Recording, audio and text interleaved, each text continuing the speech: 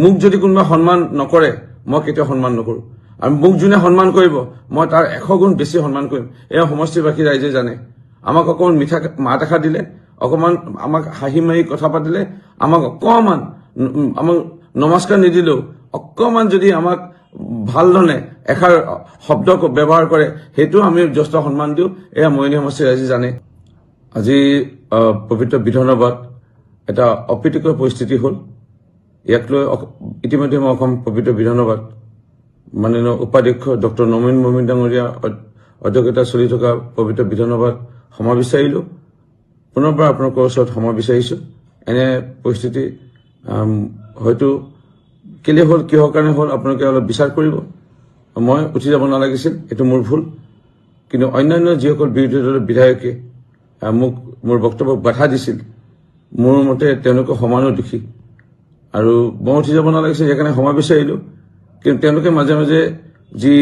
বক্তব্য ৰাখি মোক বাধা দিছিল ইয়াক লৈ কিন্তু তেওঁলোকে ক্ষমা নিবিচাৰিলে চেমান আলী অন্যতম এজন বিধায়কে মোক বাধা দিব চেষ্টা কৰিছিল তেওঁ জেলত যোৱা ব্যক্তি সেইকাৰণে মই তেওঁৰ বিষয়ে একো বিশেষকৈ ক'ব বিচৰা নাই জেলত যোৱা মানুহ অকণমান মানসিকভাৱে চাগে তেওঁ কি হৈ আহিছে নাজানো তেওঁৰ বিষয়ে মই একো নকওঁ অখিল গগৈ যিজন বিধায়কে আজি মোক প্ৰথমে বাধা দিব চেষ্টা কৰিলে দুদুৱালী প্ৰসংগত মই বক্তব্য ৰাখিব লওঁতে এই অখিল গগৈ লোকেল গাৰ্জেন মোৰ মাতৃ যেতিয়া 91ত 91 চনত বিধায়িকা আছিল তেতিয়া গুৱাহাটীত মোৰ মাতৃ থকা হেতু বিধায়িকা হিচাপে লোকেল গাৰ্জেন হৈছিল অখিল গগৈৰ সেই সময়ত কটনত পঢ়ি থকা অৱস্থাত মোৰ মাতৃ লোকেল গাৰ্জেন মানে এক প্ৰকাৰ অভিভাৱক এক প্ৰকাৰে পিতৃ মাতৃ কিন্তু অখিল গগৈ কেনে স্বাৰ্থপৰ এজন ব্যক্তি ইতিমধ্যে আপোনালোকে লাহে লাহে বুজিব লাহে লাহে বুজিছে সকলোৱে তেওঁ মোৰ মাতৃ ঢুকাওঁতে এদিনো খবৰ ল'ব নাহিল না মোৰ মাতৃ ঢুকাওঁতে না সমাধিত গৈ ধূপ এটা জ্বলালে চাকি এটা জ্বলালে সেই অভিভাৱকে পাহৰি যোৱা সেই অখিল গগৈ নিজৰ পিতৃ মাতৃকে পাহৰি মানে যোৱা বিধৰ বুলি ক'লেও ভুল নহ'ব সেই অখিল গগৈ যেতিয়া স্বাৰ্থ থাকিব আপোনালোকক বিচাৰিব মই অন্যতম এটা উদাহৰণ দিওঁ মোৰ মৰিয়নি সমষ্টিত আপোনালোকে সকলোৱে জানে লুখ্ৰাখন গাঁৱত অখিল গগৈৰ গৃহ আজিও মাক লুখ্ৰাখন গাঁৱতে থাকে এই লুখ্ৰাখন গাঁৱৰে দেহিৰাম গগৈ ডাঙৰীয়া পিতৃদৰে অখিল গগৈ বৰ্তা বুলি মাতিছিল বা নিজৰ খুৰা বুলি মাতিছিল দেউতা বুলি মাতিছিল তেওঁৰ পুত্ৰ বুবুল গগৈ ডাঙৰীয়া অখিল গগৈক দিনে ৰাতিয়ে নিজৰ মৎস্যকলত ঘূৰাই মেলি নিজৰ টকা পইচা খৰচা কৰি বৰষুণে ৰ'দে কষ্ট কৰি পেলাই এই বুবুল গগৈ ডাঙৰীয়াই পৃথিৱী দেখুৱাইছিলে বা ৰাজনীতি দেখুৱাইছিলে বা সমাজখনৰ ওচৰত চিনাকি কৰাই দিছিলে অখিল গগৈক কিন্তু এই বুবুল গগৈ ডাঙৰীয়াৰ পিতৃ দেহিৰাম গগৈ ডাঙৰীয়াৰ শ্ৰাদ্ধত বা মৃত্যুত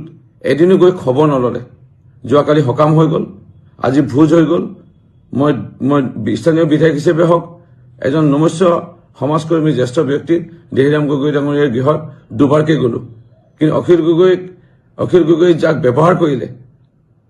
যেতিয়া তেওঁ বৃদ্ধ হ'ল তেওঁ কাম নাইকিয়া হৈ গ'ল তেওঁক পাহৰি গ'ল কাম যেতিয়া আদায় হৈ যাব অখিল গগৈ পাহৰি যাব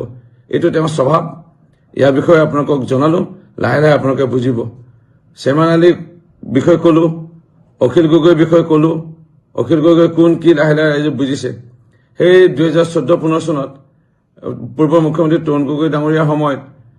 কৃষকসকলক খোজকাঢ়ি লৈ গ'ল মাটি পটা দিয়াম বুলি আজি মাটি পটা দিয়াম বুলি কৈ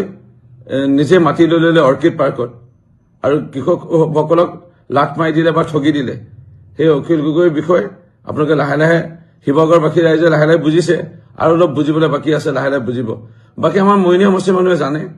আৰু লাহে লাহে বাকী মানুহবোৰ তেওঁৰ বিষয়ে গম পোৱা হৈছে চেমান আলী অখিল গগৈৰ বিষয়ে ক'লোঁ তিনিজন মানুহে মোক বেছিকৈ বাধা দিছিল আৰু আজি বিশেষকৈ এতিয়া তৃতীয়জন হ'ল বিৰোধী দলৰ দলপতি দেৱব্ৰত শইকীয়াৰ বিষয়ে মই এইটোৱে ক'ব বিচাৰিম যেতিয়া ধুদুৱালী প্ৰসংগ ওলালে তেওঁৰ পিতৃ ভাৰতৰ মুখ্যমন্ত্ৰী সন্মানীয় হিতেশ শইকীয়া ডাঙৰীয়া যেতিয়া মুখ্যমন্ত্ৰী আছিল এই ধুদুৱালী ঐতিহাসিক ধুদুৱালী আহোম ৰজাদিনীয়া এই ধুদুৱালীত 3 লেন যুক্তটো বাদ দিয়ক, 2 লেন যুক্তটো বাদ দিয়ক, 1 লেন যুক্ত ৰাস্তাই ভালজনে বনাব নোৱাৰিলে। এতিয়া মাননীয় মুখ্যমন্ত্ৰী ডক্টৰ হিমন্ত বিশ্ব শৰ্মা ডাঙৰীয়াই 3 লেন যুক্ত ৰাস্তা অসম মানৰ অধীনত বনাই আছে। এই প্ৰসংগত কওঁতে তেওঁ জ্বলন হ'ল আৰু পিছলৈ গৈ এনেধৰণে বাধা দিব চেষ্টা কৰিলে। যা কি নহওক, এইটো এটা অপচেষ্টা তেনেকৈ কৰিছে। মই যিমান দূৰ জানো 90 নহলেও 80% মানুহে জানে ৰূপজ্যোতি কুৰ্মী। সেইকাৰণে মইনু সমষ্টি ৰাইজে আজি 5 বাৰ আমাক বিধায়ক ৰূপে নিৰ্বাচিত কৰিছে। সুখে দুখে কোনে ৰাইজৰ লগত আছে বা কোনে ৰাইজৰ লগত থাকিব, মৃত্যু শেষ মুহূৰ্তলৈকে এয়া মইনু সমষ্টি জানে, পূৰ্ব মইনু সমষ্টিৰ ৰাইজেও জানে, আৰু এইটো নৱগঠিত মইনু সমষ্টিৰ পূৰ্বৰ তিয়ক সমষ্টি অঞ্চলৰ ৰাইজেও আমাক পাইছে, তেওঁলোকেও জানে। সেইকাৰণে ৰাইজে নিশ্চয় আমাক আশীৰ্বাদ কৰিব, আমাক সহযোগিতা কৰিব আৰু আমাক আগুৱাই লৈ যোৱাৰ ক্ষেত্ৰত আমাক দিয়া পৰামৰ্শ দিব। থাকিল কথা, মোক যদি কোনোবা সন্মান নকৰে মই কেতিয়াও সন্মান নকৰোঁ, আৰু মোক যোনে সন্মান কৰিব মই তাৰ 100 গুণ বেছি সন্মান কৰিম। এয়া সমষ্টিবাসী ৰাইজে জানে। আমাক অকণমান মিঠা মাত এষাৰ দিলে, অকণমান আমাক হাঁহি মাৰি কথা পাতিলে, আমাক অকণমান আমাক নমস্কাৰ নিদিলেও অকণমান যদি আমাক ভাল ধৰণে এষাৰ শব্দ ব্যৱহাৰ কৰে, সেইটো আমি যথেষ্ট সন্মান দিওঁ। এয়া মইনু সমষ্টিৰ ৰাইজে জানে। সেইকাৰণে মই বিশেষ নকওঁ। এই 6 মিনিটৰ ভিডিঅ'ৰ পিছতে আৰু এটা ভিডিঅ' আছে। আজি অসম পবিত্ৰ বিধানসভাত আজি আমাৰ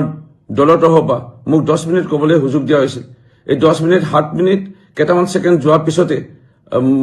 এই 3জন নাম লোৱা বিধায়কে মোক বাধা দিব চেষ্টা কৰিলে আৰু এনেধৰণৰ এটা পৰিস্থিতিৰ সৃষ্টি হ'ল। পুনৰবাৰ মই বিধানসভাতো সময় বিচৰাৰ লগতে আপোনালোকৰ ওচৰত সময় বিচাৰিছোঁ। এনে মই কাম উঠি যাব নালাগিছিলে, হয়, এয়া মই আৰু কেতিয়াও ভৱিষ্যতে নকৰোঁ।